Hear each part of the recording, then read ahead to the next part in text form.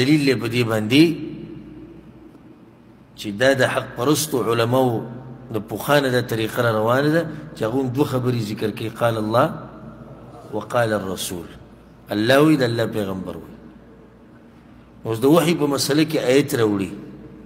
انا اوحینا الیک کما اوحینا الی نوح والنبیین من بعده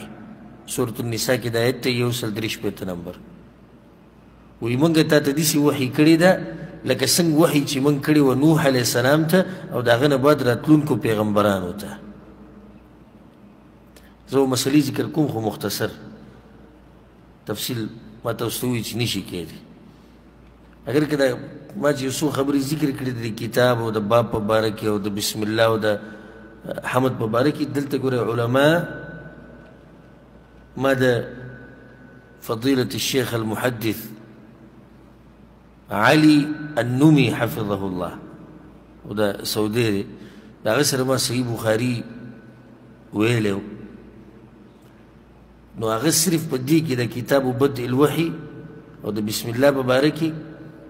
او د دې خطبه چې کومه ویلی کېږي د حمد او د دې کې هغه 3 ورځې درس کړی د حدیثونو تحقیق او تخریج او دلته دیسې هلته پلانې دا وي دلته دی دا هغه تفصیلي خبرې خو موږ خبره څه کوو مختصر کوو چې د خویندې وروڼه پرې ټول څه شي هغوی به پوه شي ښه دلته یې دا ووي وی وینا د الله هغه دا ده چې ای پیغمبره څنګه چې ما تا ته موږ داسې وحي کوو لکه څنګه چې موږ چا ته کړې وه نوح علیه السلام ته او د هغه نه بعد راتلونکو پیغمبرانو ته نو دلته یو څو مسلې اولنۍ مسله وحي څه ته وایي نو په عربۍ کې د وحي مطلب دی په لغت کې الاعلام خبر ورکول او به معنی دا ده چې خبر ورکول پیغمبرانو ته د الله د طرف نه یا د جبریل په واسطه یا د یو کتاب نازلولو په واسطه یا ډایرک ورسره الله خبرې وکړي او کله وحي عامو خلکو ته هم کېږي نو هلته بیا مراد دی زړه ته خبره اچول لکه چاته سید دي دې باره کې الله وایي ما د موسی علیه السلام مور ته اوحینا الی ام موسی د موسی علیه السلام مور ته موږ وحي کړی و هغه داسې وحي خو نه و څنګه چې پیغمبرانو ته کېږي مطلب څه دی زړه ته مو خبره واچول بس څه چاته یاد دي واوحى ربک الی النحل او ستا رب وحي کړی ده مچۍ ته نو مچۍ ته داسې وحي شوي ده څنګه چې پیغمبرانو ته شوي ده نه یعنې الله ورته دا طریقه ښوولې ده دلته په معنا د ښوو ده بله مسله وی تا ته موږ وحي وکړه الله وی پیغمبر ته لکه څنګه چې موږ نوح علیه السلام ته کړی و آدم علیه السلام یې ذکر نه کړو ولې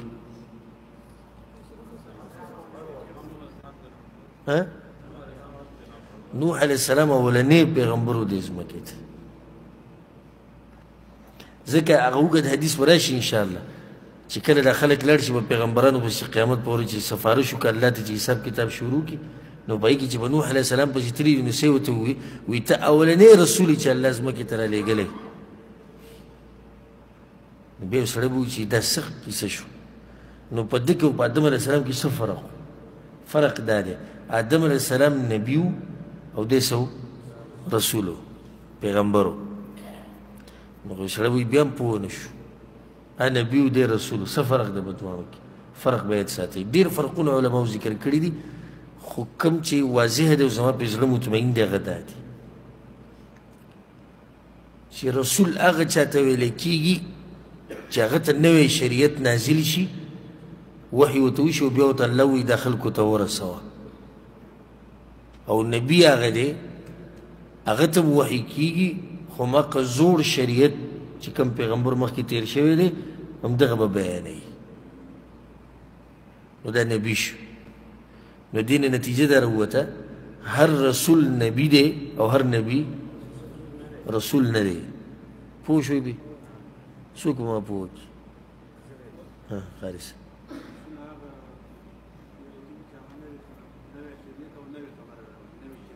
نوی شریعت وحي خو دواړو ته کېږي خو رسول هغه دی چې نوی شریعت راوړي او الله ورته تبلیغ ووایي مخکې چې کوم پیغمبر تیر شوی دی د هغه شریعت بیانوي هغه ته هم وحي کېږي وحي خو دواړو ته کېږي دا یو فرق دی اگر که علماو نور فرقونه هم ذکر کړي دي دا واضح فرق دی نو ځکه د نوح علیه السلام تذکر ځکه چې نوح علیه السلام څه دی رسول دی او زموږ پیغمبر صلی الله علیه وسلم څه دی رسول دی ښه زموږ پیغمبر صلی الله علیه وسلم نبی دی که نه دی دی آدم علیه السلام رسول دی نه دی هر رسول څه دی نبی دی او هر نبی رسول نه دی هر رسول نبی ولې دی ځکه چې رسول ته هم وحي کېږي نبي ته هم وحي کېږي او هغه دواړو ته شوي ده او دواړو ته د تبلیغ امر شوی دی خو ولې هر نبی رسول نه دی ځکه چې هغه رسول ته چې کومه وحي شوې ده هغه د نوي شریعت په باره کې ده او نبي ته چې کومه وحي شوې ده هغه دغه زوړ شریعت په باره کې ده اوس به ورسېدی او که نه ښه بله مسله نوح علیه السلام تذکره وشوه نو ګوره د نوح علیه السلام په قوم کې اولنی شرک چې راغلی دی هغه د چا په قوم کې راغلی دی د نوح علیه السلام په قوم کې کتاب التوحید کې موږ دا مسلې تفصیلا ذکر کړي د هغوی څو بوتانو پنځه چاته یاد دي ودن سواع یغوث یعوق او نصر دا پنځه بوتان د نیکانو خلکو په شکل یې جوړ کړي بیا سیلاب او طوفان چې کله راغی نو دا بوتان هم په هغه طوفان کې او په هغه سیلاب کې څه شو ورک شو او بیا شیطان راغی او د دغه بوتانو دا ځای وخو او د دا بوتان راویستی شو د ځمکې نه او قریشو هم بندګي کړې د رسول سم کم قوم چې دی نو ابتدا د دې بوتانو نوح علیه السلام زمانه شوه او ختم کړي د بوتان الله د چا په لاس دي د رسول سلام په لاس دي نو ځکه د نوح علیه السلام ذکر شو والنبیین من بعد د هغه نه بعد چې بیا کوم پیغمبران راغلي دي د هغې نه بعد حدیث دی او دغه یو سند به ووایو او الحمدلله کله چې اختتامي درس که الله ورته ته ورسولو نو موږ به انشاءالله خپل سند ذکر کوو چې هغه امام بخاري ته رسي نو دا کوم حدیثونه چې تاسو ته بیانوم او ذکر کوم نو زما سند الحمدلله د پیغمبر صلی الله علیه وسلم پورې رسي او د ډېرو استادانو نه ماته اجازه میلاو شوې ده د روایت پای کې عربو استادان هم دي پای کې پښتانه هم دي په هغې کې پنجابیان هم دي او پای کې انډین هم دي او په هغې سره زه خپل سند امام بخاري او بیا د امام بخاري چې کوم مخې ته رسولی دی دا ټول موږ رسو الحمدلله نو امام بخاري وی حدثنا الحمیدي دا د امام بخاري استاذ دی ومشهور امام دی عبد الله بن الزبير قال حدثنا سفيان بن عيينة مراد قال حدثنا يحيى بن سعيد الأنصاري أغويت يحيى بن سعيد دا خبر كده قال أخبرني محمد بن إبراهيم التيمي أغويت دا خبر مات محمد بن إبراهيم التيمي كده أنه سمع علقمة بن وقاص الليثي أغدا خبر وريدل دا علقمنا يقول أغوي سمعت عمر بن الخطاب رضي الله عنه على المنبر عمر بن الخطاب رضي الله عنه ما دا خبر وريدل دا علقموي او هغه ولاړو په منبر باندې قال په منبر دا خبره وکړه سمعت رسول الله صلى الله عليه وسلم يقول ما د رسول صلی الله علیه وسلم دا خبره اوریدلې ده انما الاعمال بالنیات یقینا د اعمالو دار و مدار په څه باندې دی په نیتونو باندې دی وانما لكل امرئ ما نوى او هر انسان ته هغه څه میلاویږي چې د څه مبارک نیت فمن كانت هجرته الى دنيا يصيبها نو څوک چې هجرت وکړي د دنیا دپاره چې ورته میلاو شي او الى امرأة ينکحها یا د یو ښځې دپاره چې د ښځې سره واده وکړي فهجرته الى ما هاجر الیه نو د ده هجرت هم هغه څه ته وشو چې ده ورته کړی دی دا حدیث ګوره معروف داسې دی چې په دې کې داسې هم راځي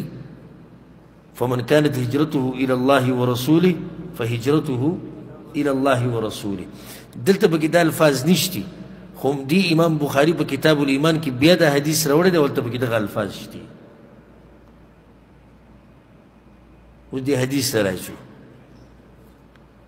اولنی خبره عمر بن الخطاب رضی الله عنه دویم خلیفه راشد دی ابو حفص د کنیت دی قریشو سره تعلق ساتي او د پیغمبر صلی الله علیه وسلم مضبوط ملګری او د پیغمبرانو نه بعد غوره انسان ابو بکر دی په ابو بکر پسې بیا غوره انسان عمر دی رضی الله عنهما او د عمر بن خطاب رضی الله عنه د رسول صلی الله علیه وسلم سخروم دی د رسول صلی الله علیه وسلم سره سخر دی د لور حفصه هغه په پیغمبر صلی الله علیه وسلم باندې واده وه او د لور چې د حفصه چې کله د هغې خاوند اکونډه شوه نو دوی زه په ډېر زیات خفه وم که لور سړي ته کور کې دغه شان کښېني او خاوند یې مړ شو نو دې دغه سره ملاو شو د ابوبکر صدیق رضی الله عنه سره او هغه ته د خپلې لور تذکیره وکړه او په کار د ده طریقه صحیح طریقه ده چې یو سړی داسې کس ویني چې هغه دینداری اخلاقي برابري او دی ورته د خپل لور رشته ور وړاندې کړي نو دې کې څه حرج نشته دا د دغې نه ښه ده چې چرسي بنګي راشي او بېدینه ورته د انتظار باندې چې څوک به غواړي به یې هغه له ورکړي نو ده د خپلې لور تذکره چا ته وکړه ابوبکر صدیق ته ابوبکر صدیق له جواب ورنه کړو بیا د عثمان رضی الله عنه سره ملاو شو نو هغه ته یې تذکره وکړه نو هغه ورته ویل زه خو نشم کولی ځکه د هغه سره په نکاح کې څوک د عثمان سره په نکاح کې څوک د رسول صلی الله علیه وسلم لوڼه اولنۍ هغه مړه شوه بیا دویم بیا هغه مړه شوې دا په ژوند کې رسول صلی الله علیه وسلم ویلي وي که چې د درېیم وی هغه موږ عثمان له ورکړی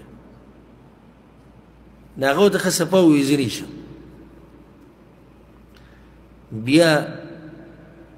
څه وخت بعد پیغمبر صلی الله علیه وسلم عمر رضی الله عنه ته ووایي وایي ستا دا لور هغه ووایي یا رسول الله وایي که موږ له یې راکړي وایي چې راسم خوشحاله شو دا ورځ خو یې ما د الله نه غوښته بیا د هغې نه بعد د ابوبکر سره ملاو شو نو ګیله یې ورته وکړه تا نه وایي سخت خفه یم هغه ورته یې ولې نو وایي ما راته دومره غټه خبره وکړه سړی یا ها وکړي او یا نه وکړي نو غلي کېناستو څه مطلب دی او ورته وایي چې ته سره زما خبرې له توجه نه ورکړې او ورته نه داسې نه وه زه غلی په دې پاتې شوم چې ما د پیغمبر نه ستا د دې لور تذکرې وپې راوړېدلې وه